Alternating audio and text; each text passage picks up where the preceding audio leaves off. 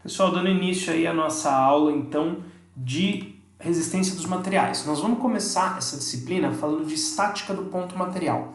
Vai ser, na verdade, uma revisão de física do ensino médio, tá? Por que a gente vai começar falando disso? Porque a base dessa disciplina é a estática do corpo extenso. Tudo que a gente vai deduzir dentro dessa disciplina está relacionado com estática do corpo extenso. Mas para que a gente entenda a estática do corpo extenso, que é um pouco mais complexo, a gente tem que entender muito bem a do ponto material, tá? E então nós vamos começar descrevendo a estática do ponto material, e esse vai ser o nosso assunto de hoje, né? Que seria a base, ainda não é nem a base dessa disciplina, é a base da base, mas ela precisa estar bem fundamentada aí para que a gente compreenda o que vem a seguir, tá? Então, claro, como a gente vai falar da estática do ponto material, antes de definir o que é estática, eu quero definir o que é um ponto material, tá? Vou começar dando alguns exemplos. Você imagina um carro sendo manobrado dentro de uma garagem. Dentro de uma garagem, as dimensões do carro importam muito. Você tem que saber se para o tamanho da garagem o carro cabe, se você não vai ralar a lateral do carro ou tentar entrar num portão muito estreito, e por aí vai. Agora, imagina um carro durante uma viagem de 400 quilômetros. As dimensões do carro não importam. É essa que é a diferença. A mesma entidade física pode ser tratada tanto por ponto material, que é quando as dimensões não importam, que é o carro na viagem longa, como por corpo extenso, onde as dimensões importam, que seria o carro dentro da garagem.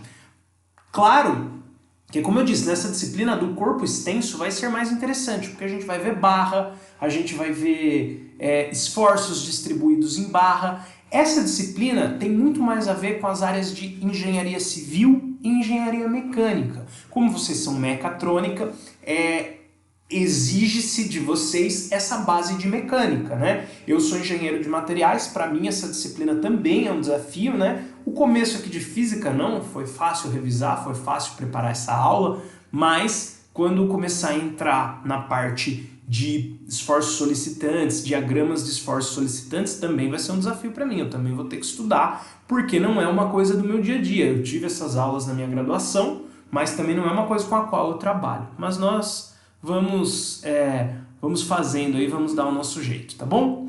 Então vamos lá. A gente tem que partir primeiro então da definição de ponto material. Já definimos isso, então vamos escrever os exemplos aqui. Um exemplo muito bom é um carro durante uma viagem longa. Então vou pôr aqui, ó, carro em viagem. Então perceberam isso? O ponto material é quando a entidade física, o corpo físico que eu vou estudar, as dimensões dele não importam em relação ao sistema, tá? O carro numa viagem longa, o tamanho do carro não importa. O carro dentro da garagem, aí a gente trataria ele pela mecânica do corpo extenso. O carro na viagem longa, a gente trata ele pela mecânica do ponto material, tá? O exemplo que a gente mais vai ver nessa primeira aula, na verdade o único, seriam os nós entre cordas, que é como a gente começa a desenvolver essa disciplina. A gente tem o ponto de encontro lá de várias cordas que estão sob tração, e nesse ponto de encontro a gente fixa o zero do nosso sistema e começa a estudar aí as forças que cada corda estão fazendo nesse mesmo centro, tá? Vocês vão ver que vai se tratar disso, essa introdução da introdução da nossa disciplina, tá? E uma visão um pouco mais prática, podemos pensar em um ponto que concentra várias pressões, né, várias tensões, perdão, um ponto da estrutura de um prédio, tá? É necessário que aconteça uma coisa que nós vamos falar abaixo já, deixa eu escrever primeiro e depois falar, para não escrever errado, de um prédio. Então vimos aí 3 exemplos. Carro em viagem longa, vamos pôr o longa aqui, para destacar que as dimensões do carro não importam, os nós entre cordas que estão sob tração, e um ponto qualquer da estrutura de um prédio onde se concentrem várias tensões, tá? Então esses aí são os nossos exemplos de ponto material. Nós vamos nos concentrar mais no segundo, porque é o mais simples para a gente introduzir essa disciplina aí para vocês, tá? A única teoria, né, e depois que eu falar isso, acabou a aula, pode ir embora, basicamente, né? E nós vamos fazer alguns exemplos para fixar, mas a única teoria que a gente vai ver nessa disciplina é o seguinte: a gente tem que saber que para um corpo estar em repouso, para um corpo estar em repouso, a soma das forças a soma das forças que atuam nele deve ser zero. Então, para algo estar parado, as forças que estão atuando nele devem ser zero, tá? Vamos pegar o exemplo aí dos nós entre cordas. Se o meu sistema ali de cordas que amarram, várias cordas que amarram um peso, estiver parado, a resultante das forças no nó, que vai ser o meu ponto central, a soma de todas as forças ali, da tração de uma corda, da tração de outra corda, o peso do que está pendurado, a soma tem que ser zero. No ponto da estrutura de um prédio, para que o prédio fique parado, e o prédio não é ideal que ele se mova, né? Claro, existem aquelas pequenas tolerâncias de dilatação térmica, até para não propagar trinca na estrutura, mas a ideia é que ele fique basicamente parado, né? Então, aquele ponto da estrutura onde tem várias tensões concentradas, forças concentradas, naquele ponto, somatória das forças precisa ser zero. Se não for, tem uma força preferencial ganhando ali, isso vai propagar trinca na estrutura do prédio, pode até derrubar o prédio. Na verdade, dentro da teoria de estática do ponto material, uma teoria mais abrangente nos diz que para um corpo estar em equilíbrio estático, ali eu substituo por repouso, em equilíbrio estático a soma das forças tem que ser zero. Equilíbrio estático, pessoal, pode ser repouso ou manter uma velocidade constante em movimento retilíneo. Como aqui, em resistência dos materiais, não é muito importante para a gente essa somatória das forças que é zero e que também mantém um movimento retilíneo com velocidade constante, eu simplifiquei para vocês e escrevi só uma parte do que seria o tal do equilíbrio estático, tá? Então, equilíbrio estático é sem aceleração, quer dizer, pode ser parado ou pode ser em velocidade constante numa reta, tá? Isso é equilíbrio estático, por isso que é estática. Mas para simplificar a nossa vida, vamos pensar no parado, vamos pensar no repouso. Então, para estar parado, a somatória das forças que atuam no corpo tem que ser zero, tá? Tá aí a nossa teoria. Vamos pensar em exemplos simples? Em uma dimensão, por exemplo? O ano passado, vocês, não todos vocês, tá? Mas o pessoal do noturno fez Física e Matemática Aplicada comigo no final do ano só.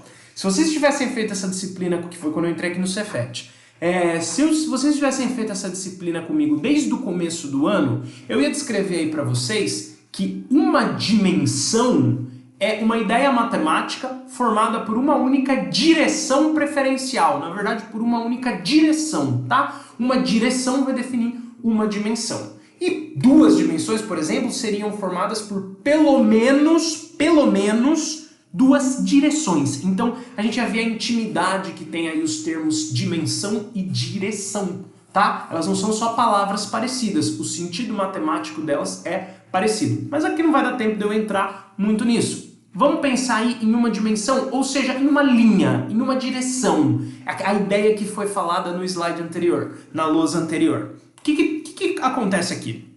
Imagina um bloco, eu estou puxando o bloco ali com uma cordinha vermelha e estou fazendo uma força F1. O bloco, por diferentes razões que aqui não vem ao caso, vai resistir ao seu movimento com uma força F2. Geralmente essa força F2 é o atrito que o bloco faz com o chão, tá? Aqui não importa isso, o bloco está resistindo.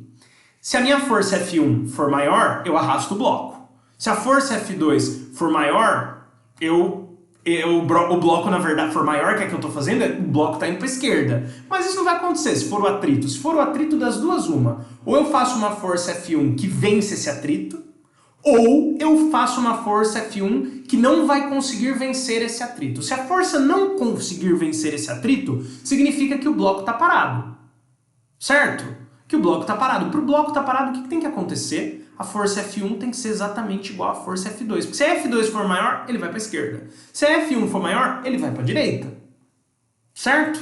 Então, para que ele fique parado, o ideal, deixa eu pegar aqui a cor correta, o ideal é que, ou melhor, o ideal não, o obrigatório é que as duas forças sejam iguais. Certo? Eu vou dar o exemplo de baixo, vocês vão ver que vai ser mais didático. Esse aqui ainda é um pouquinho viajado, mas vamos começar desse e a gente vai para o de baixo depois. Para que esse bloco esteja parado, eu preciso que a força para a esquerda e a força para a direita, elas sejam iguais. Se a verde for maior, vai para a esquerda. Se a vermelha for maior, vai para a direita. Para ficar parado, elas têm que ser iguais. Olha o que acontece aqui, ó.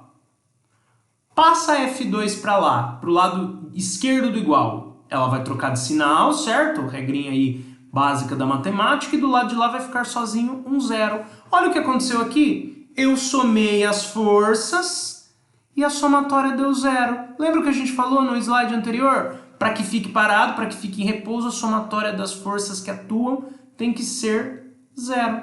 Tá aqui, ó. Tá aqui. E olha que interessante, lembra de matemática, eixo X, eixo Y, onde no eixo é positivo, onde é negativo? No eixo X, no eixo horizontal, para a direita é positivo, para a esquerda é negativo. Olha lá, olha o sinal do F1, positivo.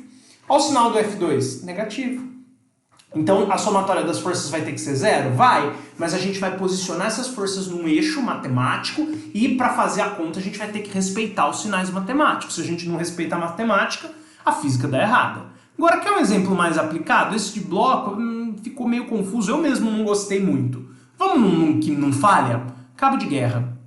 Cabo de guerra. Se a gente está fazendo um cabo de guerra e a corda está parada, eu sou o carinha da esquerda, você é o cara da direita. Se nem eu nem você não estamos ganhando, quer dizer que eu estou puxando com uma força para cá e que você está puxando com a mesma força para lá. Ainda existe uma lei que em certos sistemas, né, é claro que a minha força pode ser maior que a sua, mas a força na corda é uma só. A tração na corda é uma só. Se a corda é a mesma, a tração é a mesma. Tá? Então a gente pode...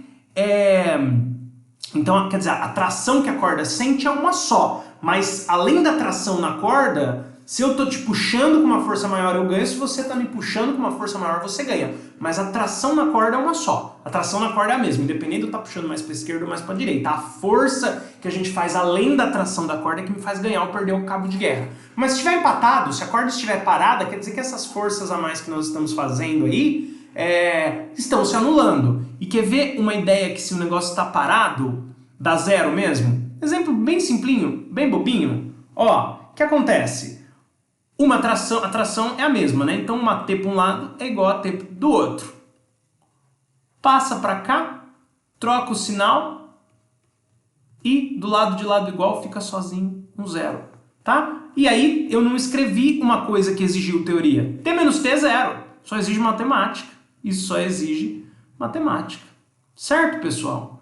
Aí, ó, a ideia do equilíbrio estático. Então, é essa a ideia. Para a corda não se mexer, além da tração ser a mesma, as forças com que você me puxa e com que eu te puxo, as duas têm que ser iguais entre si. Então, para a corda estar parada, para o sistema de cabo de guerra estar parado, para ninguém estar ganhando, as duas forças para os lados diferentes têm que ser iguais. Para o bloco não sair do lugar, as forças, né, para os lados diferentes têm que ser iguais. Então, essa seria a ideia aí, pessoal, em uma dimensão, ok? Em uma dimensão. Que a gente não vai ver porque é muito bobo, é só igualar um lado com o outro lado. Mas a gente comenta aí, tá? Vamos ver esses exercícios que já vão nos dar a ideia de em duas dimensões, tá? Em duas dimensões. Vou deixar aqui, vou manter, porque depois eu vou mandar essa apresentação para vocês completa. E vamos fazer aí, vamos começar pelo exercício 1, tá? Que eu já coloquei aqui em duas dimensões, exercício 1. Vamos lá então, pessoal, resolver aí o exercício 1. Olha o que eu já desenhei aqui, volta lá no enunciado. Tá vendo o que está acontecendo? Um bloco de peso P, deixa eu abrir inteiro. Um bloco de peso P é suspenso por dois fios de massa desprezível. Quer dizer, você não precisa considerar a massa dos fios, tá? Só a tração nos fios. Não é atração, hein, pessoal? É tração. Força no fio, tração. Em tecnologia dos materiais, se vocês lembrarem, a gente viu que tração era uma coisa um pouco diferente. Mas aqui, como a espessura do fio é desprezível, tal, a gente pode pensar na tração como força no fio, tá?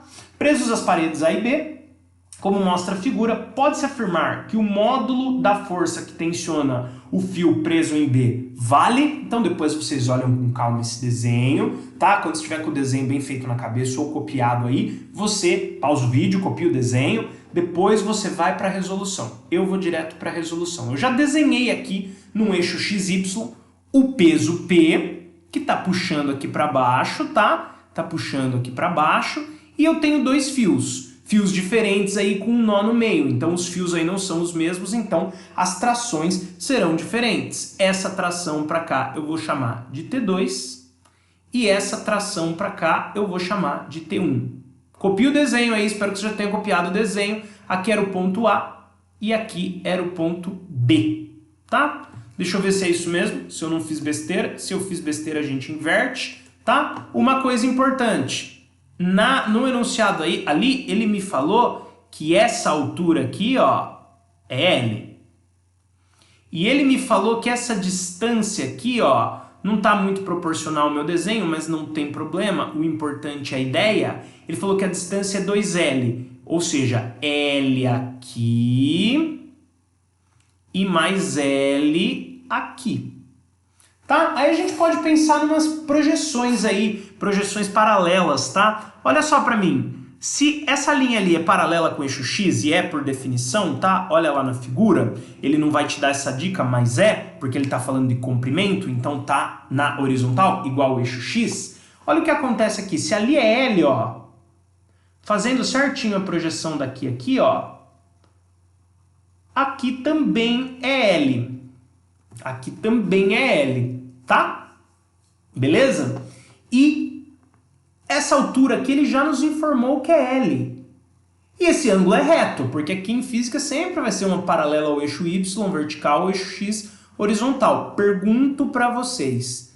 Ele falar isso aqui me deu uma informação muito importante sobre esse ângulo. Pessoal que fez tecnologia dos materiais o ano passado comigo, tanto do noturno quanto do integrado, e do noturno ainda teve física e matemática aplicada comigo. Eu falei para vocês do triângulo, retângulo e isósceles. Ó, se é L, vou fazer feio porque depois eu vou apagar. L e L, e aqui a hipotenusa, triângulo, retângulo, ó, ele já arrumou para mim. Triângulo, retângulo e isósceles. Pessoal, quanto valem os ângulos aqui? No triângulo, isósceles, os ângulos da base são iguais.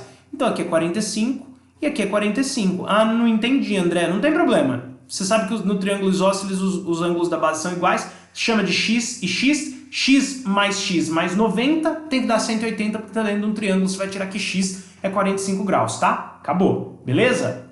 Então foi assim que eu deduzi que aquele ângulo ali é 45 graus, porque ele tem aí os dois catetos iguais. Teoria, tá? A gente já vai fazer um exercício e já vai falando de teoria ao mesmo tempo. Lá em uma dimensão, era só um lado ser igual ao outro lado. Aqui, como nós temos duas dimensões, a teoria é essa aqui, ó.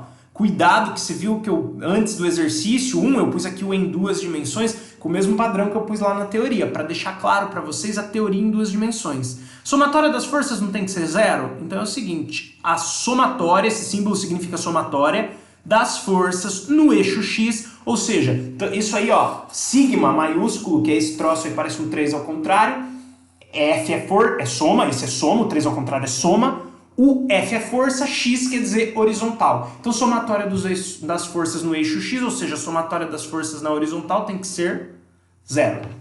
Tá? Isso é uma parte da teoria. Eu vou precisar de duas linhas aí, então mais ou menos aqui eu já posso dizer também que a somatória das forças na vertical, ou seja, no eixo Y, também tem que ser zero. Se a soma de todas as forças tem que ser zero para ele estar parado, tá? Vamos voltar no enunciado, ver o que ele falou ali, porque eu li o enunciado meio mais ou menos. Então, um bloco de peso P suspenso por dois fios de massa desprezível nas paredes A e B, como mostra a figura, pode afirmar que o módulo da força que tensiona o fio preso vale? Falhou, ó. Mesmo sendo a FUVEST, ele falhou aí. Ele tem que falar, ó, se o sistema está em equilíbrio estático. Ele tem que falar, você não pode deduzir, né? Mas se ele está sustentando o bloco ali, a gente deduz aqui e vamos que vamos, tá? Falhou um pouco o enunciado aí, na minha opinião. Então acabou, a teoria acabou, pode ir embora, acabou a aula. Mas não vou deixar vocês na mão, né? Deixa eu ver quanto tempo de aula foi.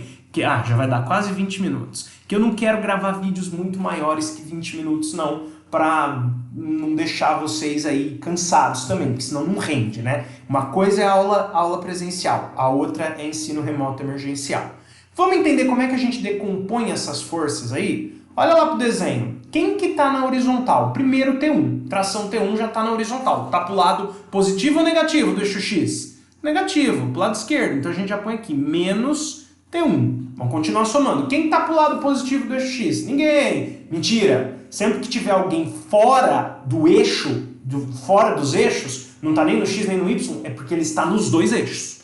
Ele tem uma projeção nos dois eixos. Ó, P tá no eixo Y, T1 tá no eixo X, T2 não tá em eixo nenhum. Se não tá em nenhum, tá nos dois. Ah, então como é que eu faço para ver onde T2 está?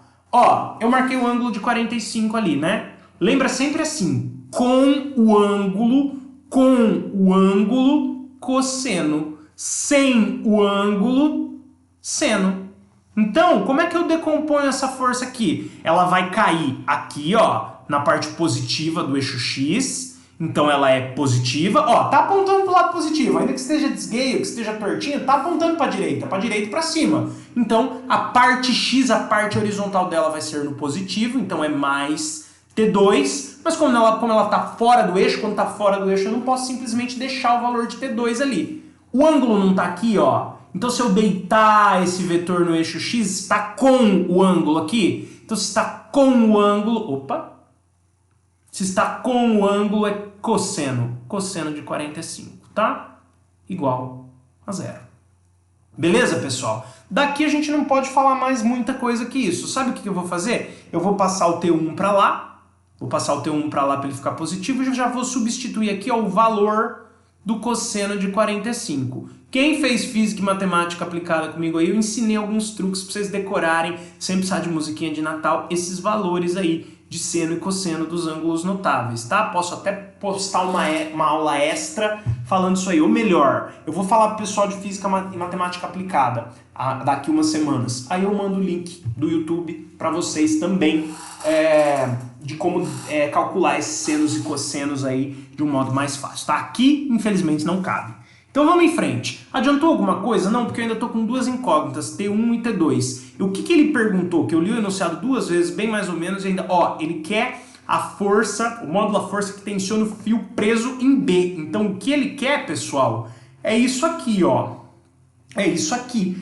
É o que eu chamei de T2. T1 não me interessa. O que me interessa é T2. Então, volta para lá. Mantém, volta para lá. Então vamos fazer na vertical, já que na horizontal não virou nada. Não é que não deu certo, mas não virou nada. Então, ó, quem está no eixo Y, o P tá para baixo, na parte negativa do eixo Y, então é menos P. E o T2, ó, não está apontando para direita, para cima? Então, na vertical ele vai estar para cima, então mais. Igual a gente viu ali no outro, o T2 tá para direita e para cima. Como ele tá para direita, quando for soma no X, ele vai ser mais. Como ele tá para cima, quando for soma no Y, ele também vai ser mais. Sempre a gente vai ter que olhar isso aí, tá? Porque ele pode estar direita para cima ou pode estar direita para baixo. Ele pode estar esquerda para cima ou esquerdo para baixo, tá? Aqui, ó, para quem não entendeu, direito para baixo.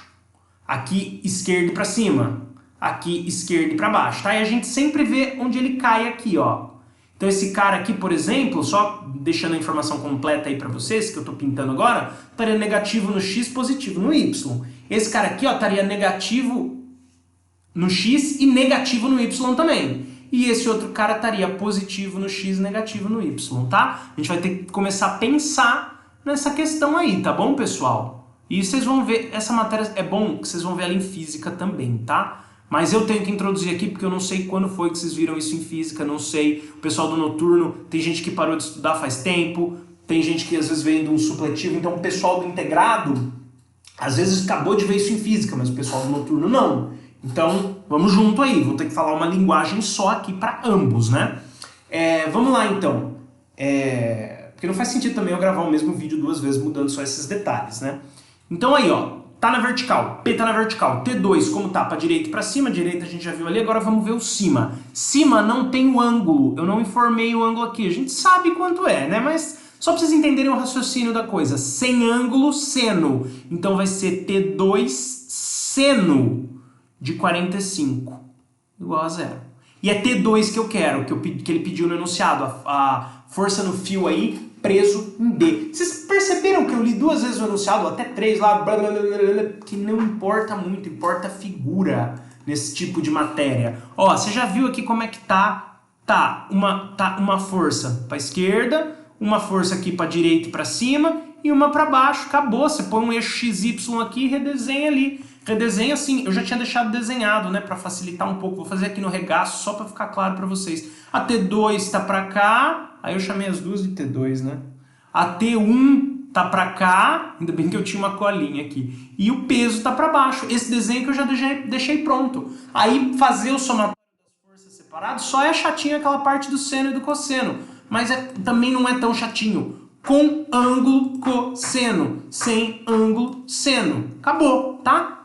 Aí agora eu vou vir aqui, ó, eu quero T2, não quero, aqui eu já consigo a T2, porque ele me deu P, ele não falou o peso do bloco, então eu vou ter que tirar T2 em função de P. Pessoal, para quem não lembra, acho que eu falei isso, porque eu dei aula para vocês, para as duas turmas no ano passado. Quando eu ler em função significa só aquela letra aparece. Então quer dizer assim, T2 em função de P, quer dizer que do lado direito do igual só vai poder ter o P. T2 em função de P. T2 vai ter que ser igual a uma conta, que é a única letra que aparece, uma expressão, na verdade, que é a única letra que aparece é o P. Tá? É isso que significa o em função. Então, como ele não deu número aqui, eu vou ter que tirar o T2 que ele me pediu em função do P, que ele falou que é o peso do bloco que está pendurado por essas duas cordas aí. Aliás, por essas várias cordas que se encontram no nó ali no meio.